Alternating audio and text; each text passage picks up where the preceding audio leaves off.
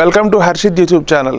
ఈరోజు very important news అండి. So last వీక్లో ఒక ఇంపార్టెంట్ బిల్ అనేది మనకి పార్లమెంట్లో లోక్సభలో ప్రవేశపెట్టడం జరిగింది. సో ఆ బిల్ ఏంటి అంటే MNREGA, ఓకేనా. So Mahatma Gandhi National Rural Employment Guarantee act సంబంధించి ఒక బిల్ నరేంద్ర మోడీ గవర్నమెంట్ ప్రవేశపెట్టడం జరిగింది, ఓకేనా. సో అయితే దీని గురించి మనం డిస్కస్ చేద్దాం ఇక్కడ, ఓకేనా.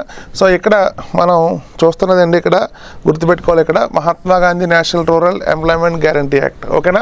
సో అయితే ఇక్కడ 2005 అండి, 2005 సంవత్సరంలో మనకి National Rural Employment Guarantee Act, ఓకేనా. So National Rural Employment Guarantee Act అనేది మన ఇండియన్ గవర్నమెంట్ తీసుకురావడం జరిగింది, ఓకేనా. 2005లో తీసుకొచ్చారు.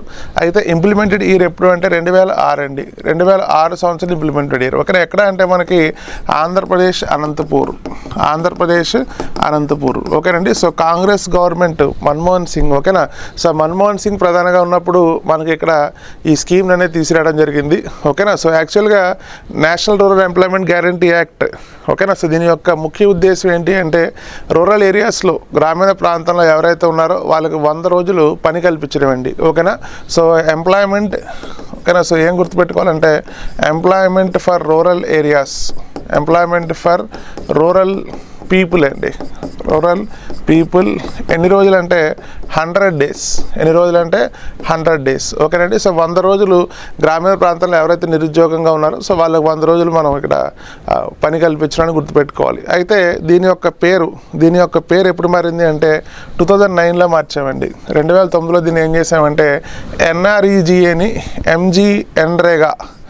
MGNREGA అని మనం మార్చడం జరిగింది, ఓకేనా. సో MGNREGAగా 2009 సంవత్సరంలో మనం ఈ స్కీమ్ని మార్చడం జరిగింది, గుర్తుపెట్టుకోవాలి. అయితే మరి ఇప్పుడు లేటెస్ట్ న్యూస్ ఏంటి, ఓకేనా. సో 2025లో మరి దీనికి సంబంధించి లేటెస్ట్ న్యూస్ ఏంటో మనకు క్లారిటీగా తెలుసుకోవాలి, ఓకేనా. సో అయితే ఇక్కడ మనకి నార్మల్గా అయితే 100 డేస్ అండి, 100 రోజులు పని కల్పించడం. ఇప్పుడు కొత్త బిల్లు ఏంటి అంటే 125 డేస్, కొత్త బిల్లు ఏంటి అంటే 125 డేస్ మనం ఇక్కడ ఎంప్లాయ్మెంట్, ఉద్యోగాన్ని కల్పించడం, 125 రోజులు పని కల్పించడం గుర్తుపెట్టుకోవాలి, ఓకేనా. ఇంపార్టెంట్ ఏంటి. సో MGNREGA ఇప్పుడు కొత్త బిల్లో మనకి 125 డేస్ మనకి పని కల్పిస్తుంది. సో ఒకప్పుడు అయితే 100 డేస్ అని చెప్తాం, ఇప్పుడు ఏంటి అంటే 125 డేస్ అని చెప్తాం.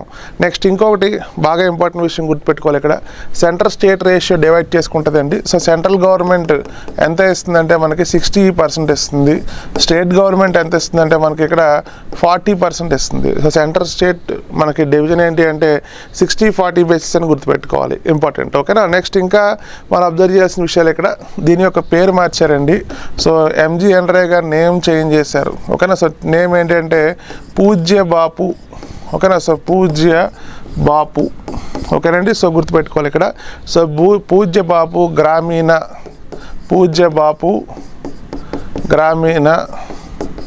రోజ్గార్ యోజన, ఓకేనా. సో పూజ్య బాపు గ్రామీణ రోజ్గార్ యోజన అని గుర్తుపెట్టుకోవాలి, ఓకేనా. సో ఇంపార్టెంట్ అండి.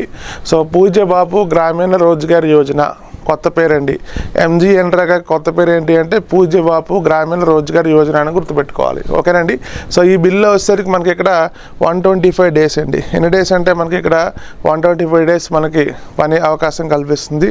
నెక్స్ట్ ఇంకొకటి ఏ మంత్రిత్వ శాఖలోకి వస్తుంది అంటే ఇక్కడ మనకి పంచాయతీరాజ్ అండి, ఓకేనా. ఏ మంత్రిత్వ శాఖ అంటే పంచాయతీరాజ్, ఓకేనా. సో పంచాయతీరాజ్ అన్న, నెక్స్ట్ ఇంకొకటి రూరల్ డెవలప్మెంట్, నెక్స్ట్ ఇంకొకటి రూరల్ డెవలప్మెంట్ అన్న ఒకటేనండి, ఓకేనా. సో ప్రస్తుతం భారతదేశంలో పంచాయతీరాజ్ శాఖ మంత్రి ఎవరు అంటే రవి రంజన్ అని గుర్తుపెట్టుకోవాలి, ఓకేనా. సో రవి రంజన్, ఓకేనండి. సో ఎగ్జామ్ కాన్సెప్ట్లో మనకి ఇలా క్వశ్చన్స్ అడుగుతాడు, ఓకేనా.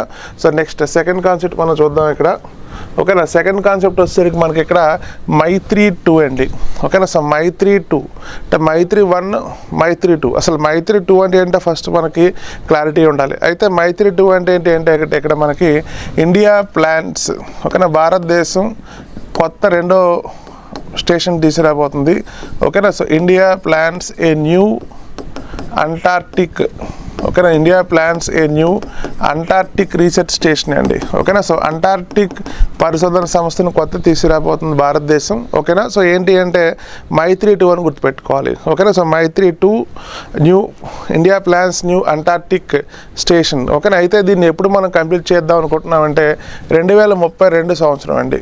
ఏ సంవత్సరం అంటే 2032 సంవత్సరం. ఓకేనా. సో 2032 ఇయర్లో దీన్ని మనం కంప్లీట్ చేద్దాం అనుకుంటున్నాం.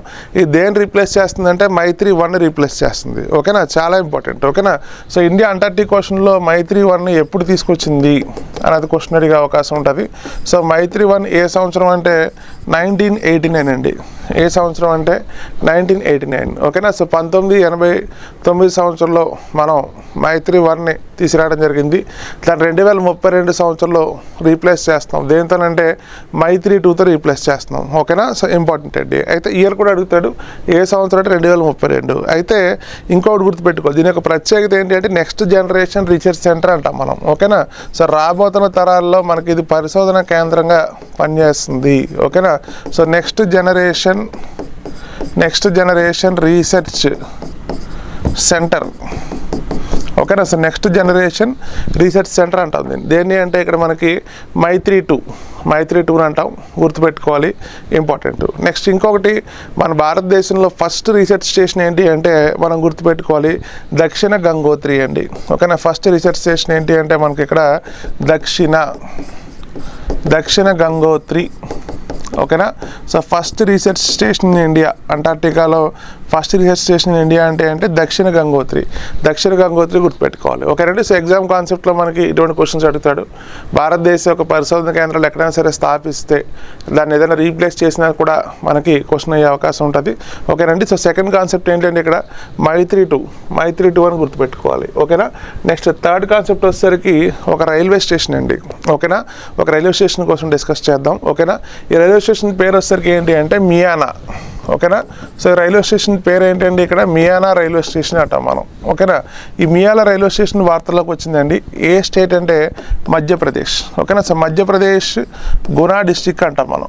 ఏమంటామంటే మధ్యప్రదేశ్ గునా డిస్టిక్. ఓకేనా. సో మధ్యప్రదేశ్ గునా డిస్టిక్లో ఉన్నది ఏంటి అంటే మియానా రైల్వే స్టేషన్. అయితే మియానా రైల్వే స్టేషన్ వార్తలు రావడానికి కారణం ఏంటి అంటే December 14th అండి. December 14th. ఓకేనా. సో December 14th మనం గుర్తుపెట్టుకోవాలి national energy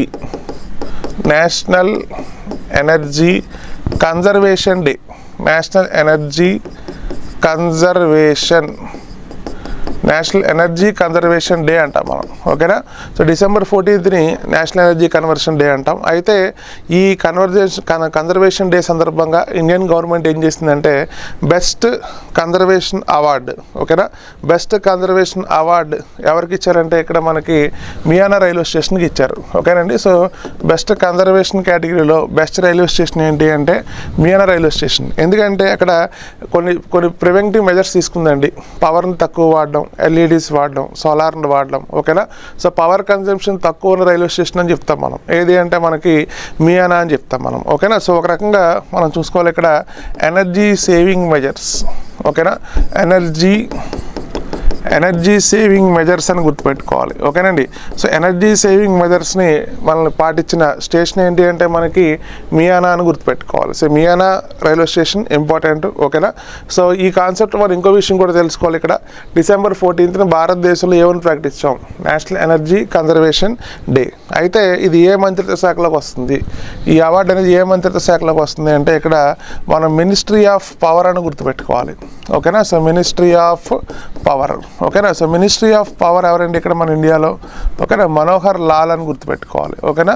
so urban affairs అంటాం మనం, అర్బన్ అఫైర్స్ మినిస్టర్ అంటాం, housing and urban affairs minister అంటాం. నెక్స్ట్ ఇంకొకటి ఏంటంటే ఇక్కడ మనకి మినిస్ట్రీ ఆఫ్ పవర్ అని చెప్తాం మనం. ఓకేనా. సో వెరీ వెరీ ఇంపార్టెంట్ అండి. సో ఏ మంత్రిత్వ శాఖలోకి వస్తుందంటే ఇక్కడ మనకి మనోహర్ లాల్ అండి, మినిస్ట్రీ ఆఫ్ పవర్ అని గుర్తుపెట్టుకోవాలి. ఓకేనా. సో ఇంపార్టెంట్ అండి. సో టోటల్గా మనం ఈ వీడియోలో ఒక 3 కాన్సెప్ట్ డిస్కస్ చేసాం. ఓకేనా. సో ఫస్ట్ కాన్సెప్ట్ వచ్చేసరికి MG ఎన్రేగా గుర్తుపెట్టుకోవాలి. నెక్స్ట్ సెకండ్ వన్ వచ్చేసరికి మనకి మైత్రి స్టేషన్ అండి, Maitri station important. Next third one మనం ఏం డిస్కస్ చేసామంటే మియానా రైల్వే స్టేషన్. ఓకేనండి. So important. మళ్ళీ మనం నెక్స్ట్ వీడియోలో మళ్ళీ ఇంకో కాన్సెప్ట్తో మనం మీట్ అవుదాం. Thank you.